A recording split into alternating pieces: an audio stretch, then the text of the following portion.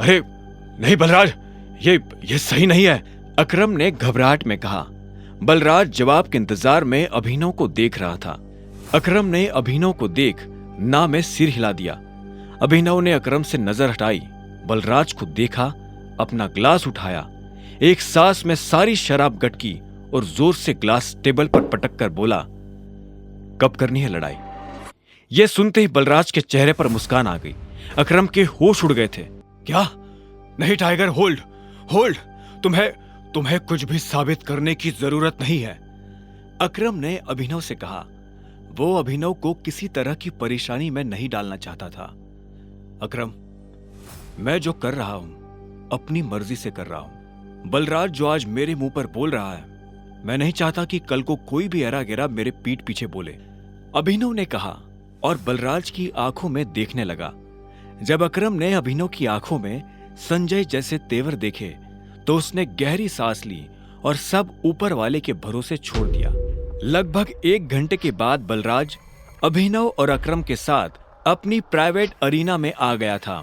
ये वही अरीना थी जहां पर बलराज अक्सर लड़ाई किया करता था। तो अकरम मियां, किस पर दाव लगाओगे, मैं या ये? बेवकूफी भरा सवाल है बलराज, टाइगर के होते हुए किसी और पर दाव लगाया जा सकता है क्या? अकरम ने जवाब दिया। बुरी तरह पछताओगे, मुंह छिपाने की भी जगह नहीं मिलेगी, बलराज ने हंसते हुए कहा और रिंग में दाखिल हो गया। दोनों के बीच लड़ाई शुरू हुई और बलराज चिंघाड़ते हुए अभिनव की तरफ दौड़ा। उसने जैसे ही अभिनव पर पहला मुक्का मारा तो अभिनव एक बार को सन्न रह गया। बलराज किसी हाथी जैसा लग रहा था। उसका मुक्का अभिनव की नाक तोड़ता उससे पहले अभिनव को होश आया और उसने अपना सिर नीचे झुका लिया। बलराज का मुक्का खाली गया और वो पलटकर अभिनव को देखने लगा। उसके चेहरे पर हंसी थी। बलराज फिर से भागते हुए अभिनव की तरफ आया। उसने फिर से हवा में मुक्का ताना। अभिनव ने फिर से अपना सिर झुकाया और बलराज की पीठ पर घुमाकर एक लात मार दी। बलराज धक्का खाकर रिंग पर गिर गया। इधर अभिनव दूसरे कोने में खड़ा हो गया था। बलराज को इस बार गुस्सा आया। वो फिर से तेजी से अभिनव की तरफ बढ़ा और अभिनव ने झुककर उसके पैर पर लात मार दी। बलराज अपने आप को संभाल नहीं पाया और फिर से नीचे गिर गया। ये देख अकरम को मजा आ गया। उसने बलराज से कहा, सरेंडर कर दो बलराज, क्यों अपना रिकॉर्ड खराब कर रहे हो? मैं बाहर किसी से नहीं कहूंगा कि तुम टाइगर से हारे थे।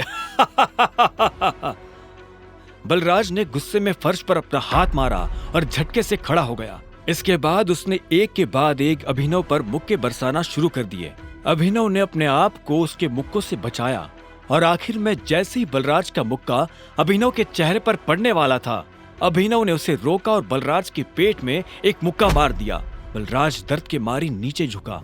इतने में अभिनव ने बलराज के पीछे आकर अपने दोनों हाथ उसकी कमर में कसे और उसे हवा में उठा दिया। ये देख अकरम का मुंह खुला का खुला रह गया था। आखिर में अभिनव ने बलराज को एक पल के लिए हवा में थामा और फिर उल्टा पटक दिया। बलराज के मुंह से चीख निकल गई। ये कहां से सीखा? कहीं से नहीं, ये टाइगर को विरासत में मिला है, उसकी गद्दी के साथ, अभिनव ने कहा। इतने में अकरम ने उसके पास आकर अभिनव को गले से लगा लिया और बलराज को चिढ़ाते हुए बोला, tiger tiger tiger tiger. Balraj की कमर में मोच आई थी, पर उसने हंसते हुए अभिनव से कहा, चलो शराब पीते हैं, आज की पार्टी मेरी तरफ से। इस बात पर अकरम ने कहा, ऐसे नहीं, ऐसे पूछो कि टाइगर, क्या आप मेरे साथ शराब पीना पसंद करेंगे? क्या आप मेरे साथ शराब पीना पसंद करेंगे मेरे टाइगर? बलराज ने कहा और अभिनव के सामने नीचे झुक गया। अभिनव ने मुस्कुराते हुए बलराज को उसके कंधे से पकड़कर ऊपर उठाया और बोला, क्यों नहीं। ठीक इसी वक्त अभिनव का फोन बज उठा। उसने देखा अनन्या का फोन था।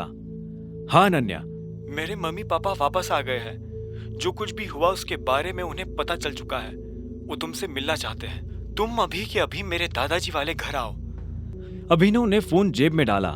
इतने में अकरम उसके पास आया और बोला, क्या हुआ, सब ठीक है? हाँ अकरम, सॉरी बलराज, लेकिन मैं तुम्हारे साथ नहीं आ पाऊंगा। मुझे अभी अपने ससुराल जाना पड़ेगा। मेरे सास ससुर आए हुए हैं। ससुराल? तुमने शादी कब की? बलराज ने चौंकते हुए कहा। लंबी कहानी है, फिर कभी बताऊंगा, अभिनव ने जवाब दिया। बलराज ने आगे कहा, वैसे अकरम, हमें मोंटी को बुलाकर बता देना चाहिए कि नहीं, अभी नहीं। जब तक चीजें साफ नहीं हो जाती तब तक किसी को भी भनक नहीं लगनी चाहिए कि टाइगर लौट आया है। मोंटी जो कर रहा है उसे करने दो, अकरम ने कहा। इतने में अभिनव ने कहा, चलो मैं निकलता हूं।